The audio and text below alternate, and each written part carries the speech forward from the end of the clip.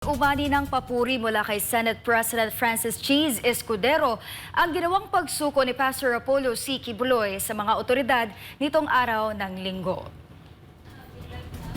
Sa isang ambush interview sa Senado, sinabi ni Escudero na isang mabuting bagay na dininig ni Pastor ang panawagan ng iilan para matigil na ang kaguluhan sa pagitan ng mga miyembro ng Kingdom of Jesus Christ o KOJC at kapulisan na umabot ng 2 linggo. Iginit din ng senador na hindi mahalaga kung kaninong bersyon ng pagsuko ni Pastor Apollo ang totoo. Ang mahalagaan niya ay mabigyan ng pagkakataon ng butihing pastor na sagutin sa tamang lugar ang mga kasong isinampa laban sa kanya.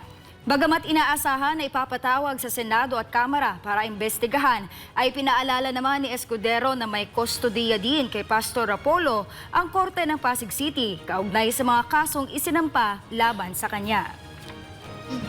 Kasi ayaw. Sapat na para sa akin na nasa custody na siya. Kung ano man yung away at bangayan nila, kung kanino sumuko, saan sumuko, nahuli ba o hindi, bahala na sila. Basta importante at mahalaga para sa akin, nasa custody na siya at may pagkakataon na siya harapin yung mga kaso sinampalaban sa kanya. Una namang sinabi ni Pastor Apollo na handa nitong harapin kahit sa alinmang hukuman ang mga reklamong inihain sa kanya basta't matiyak lamang ang kaligtasan nito at hindi ibibigay ng gobyerno sa kamay ng mga Amerikano.